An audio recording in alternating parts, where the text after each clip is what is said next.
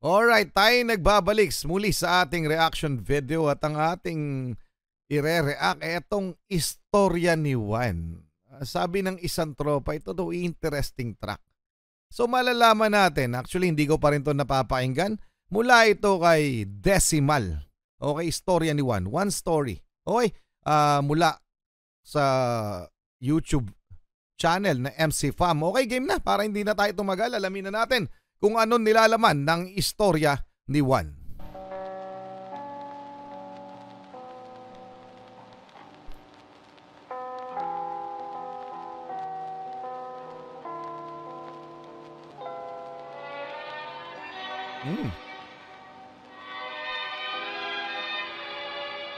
Galing ng score. Parang malakong diman eh. May gumawa ng beat nito. Nga.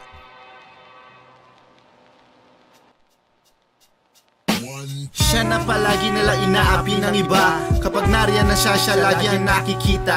Kahit ganun sila sa kanya, ganti niya ito dumiti. Kuminsan tumatawa pa na parang kinikiniti. But deep inside masakit when you said bobo tanga. Teka lang.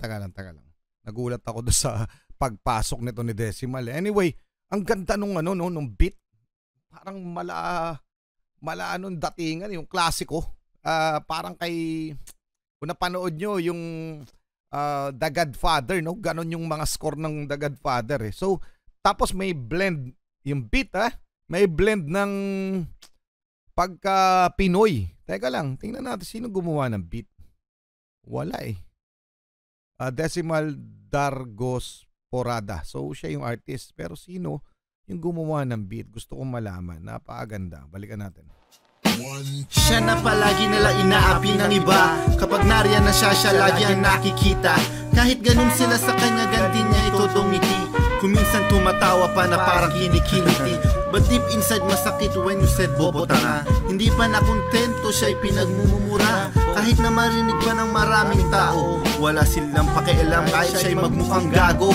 So, sa madalit sabi, itong storya ni Juan parang sumasalamin o pinapakita yung isang pambubuli. Parang ganun yung tema. So far doon sa mga narinig ko, no? Pero para sa kanya ay binabaliwala o istorya. Pwedeng istorya ng isang tao, ng isang specific na tao. So istorya nga ni Juan.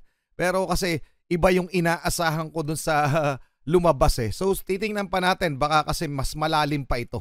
Okay, storya ni Juan. So pambubuli feeling ko. Okay, tuloy muna natin. Kung sipain, sutukin na animoy parang aso. Hanggang sa masira to at ito'y mapunit. Tinutupad lang niya ang kanyang mga pangarap. Pero maraming humahad lang dito at naghahangad. Teka lang, parang medyo bumali siya ng no. Yung style na pinapakita niya, yung style, parang spoken words, no? Spoken poetry. Okay, maraming gumagamit ng style na to.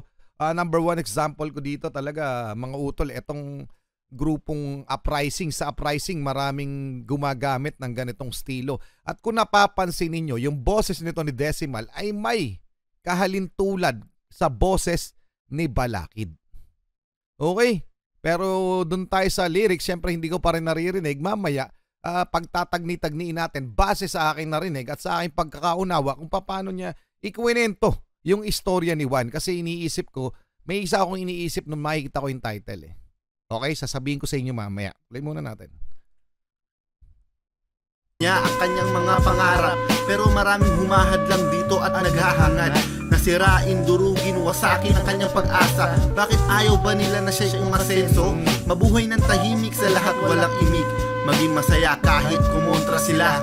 Ikaw ay lumigaya, inggit lang siguro sila. Kaya pati kamalasan sa kanila'y umaapekto. Pagpasa Diyos mo na lang mga mangyari sa kanila. Sa tuwing na naisipan nila nasiraan ka. Parang no? Yung specific na tao, yung kinikwento niya yung buhay na nakakaranas ng mga pambubuli, panlilibak mula sa kanyang kapwa, parang pinayuhan niya doon sa latter part ng ng verso, ng verse 1. Okay, feeling ko tapos na yung verse 1. So, binuli yung isang tao pero sinasabi nitong mismong artist na okay lang yan, hayaan mo sila, parang magpatuloy ka lamang. Okay, tuloy muna natin. So, may inaantay kasi ako doon sa storya ni Juan. Meron akong ang tawag doon, meron akong ina-anticipate na nung makita ko yung title. So mamaya sasabihin ko nga pag natapos natin kasi baka mapabilis yung ano ko yung pagja-judge ko dito kung sakali. Tuloy na muna natin, okay? Siya na palaging inaapi ng iba. Kapag nariyan na siya lagi ang nakikita. Kahit ganun sila sa kanya, ganun niya ito dumiti. Kung minsan tumatawa pa na parang kinikili. Siya na palaging inaapi ng iba. Kapag nariyan na siya lagi ang nakikita. Kahit ganun sila sa kanya, ganun niya ito dumiti. Kung minsan tumatawa pa na parang kinikili. Siya na palaging inaapi ng iba. Kapag nariyan na siya lagi ang nakikita. Kahit ganun sila sa kanya, ganun niya ito dumiti. Kung minsan tumatawa pa na parang kinikili. Ito ang sabihin mo, ipatatak sa utak nila. Hindi pa sila nagkakasala, pinapatawad mo na sila. Ipakita mo Juan na hindi ka umaatras, pero hindi ka mapangahas. Pero pag ikay ginalit, matitikman iyong bangis. Pero ikay mapagbiro din minsan ay bungisnis. Kaya nasa tao lang, kaya ka nagiging masama. Mga mapanghusga, syempre iisipin mo sila.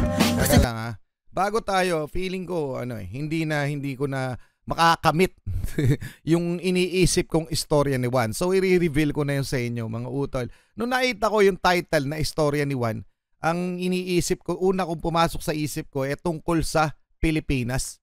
Tungkol sa personification, pero Pilipinas ang tinutukoy. Kung para mas madaling mapaliwanag, yung kantang Sabi Nila ng Agaw-Agimat yata yun kung hindi ako nagkakamali. Yung sabi nila, pag pinakinggan mo, parang love song siya. Pero ito'y kwento tungkol sa pagmamahal ng isang Pinoy sa Pilipinas. So personification, no? Sabi nila malinaw, parang gano'n. Ako'y bata pa para mahalin ka. Pero ang tinutukoy ng Agaw-Agimat na banda ay Pilipinas.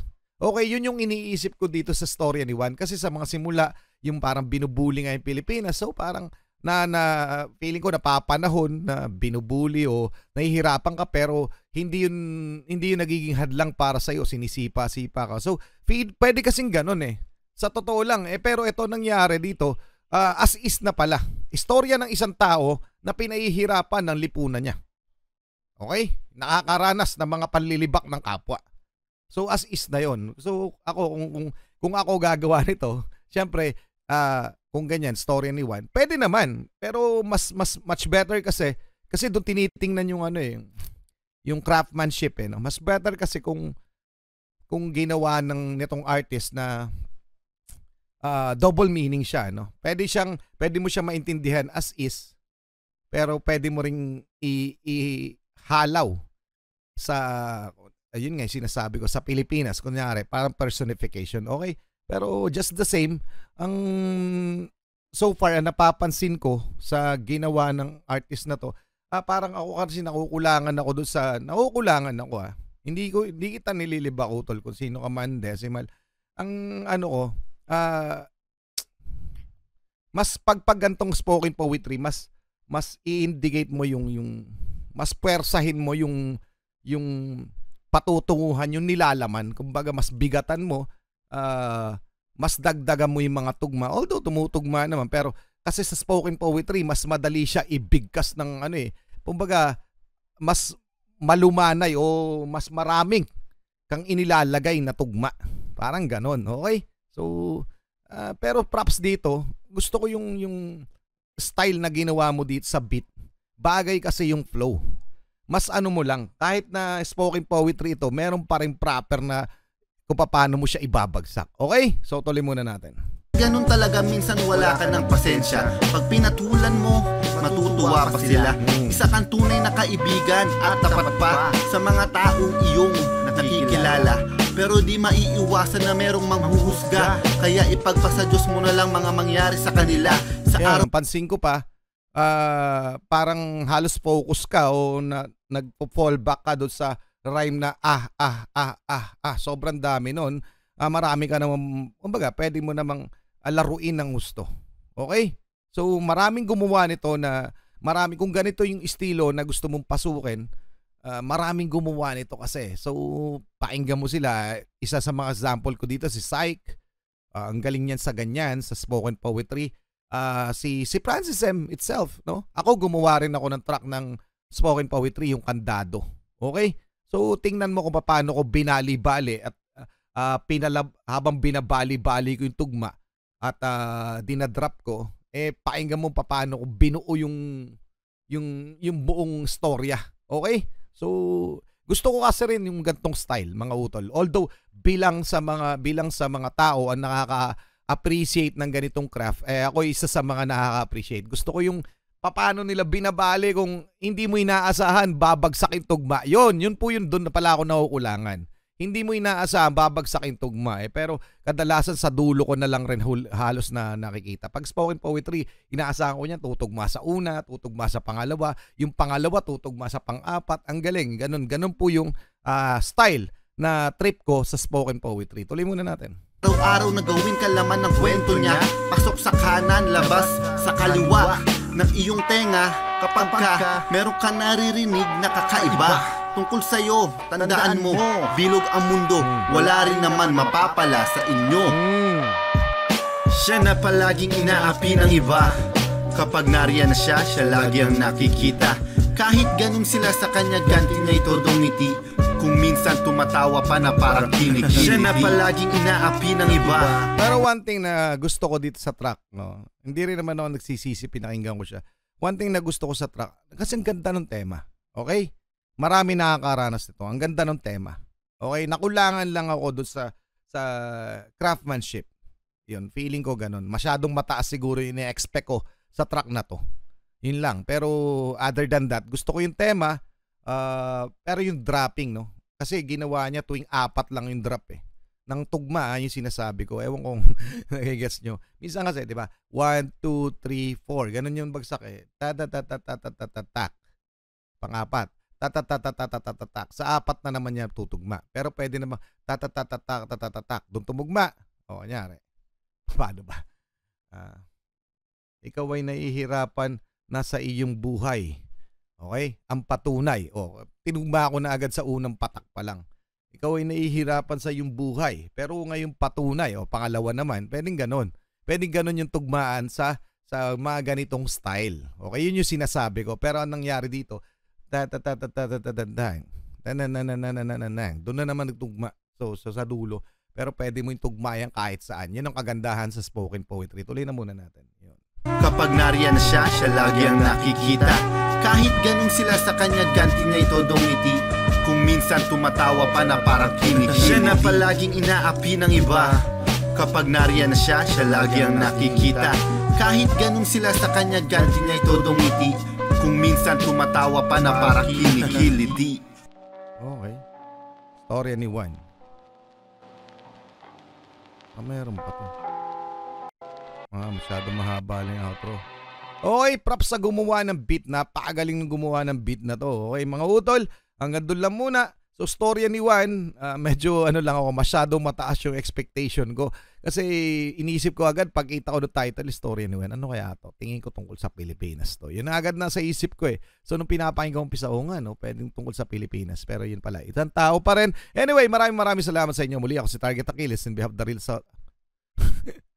Anyway, maraming salamat sa inyo. Muli ako si Target Achilles. Paki-follow na lang ako sa Facebook. Pinoy Hip Hop Enthusiast at YouTube ay Target Official. Maraming salamat po. Saludo po sa inyo lahat.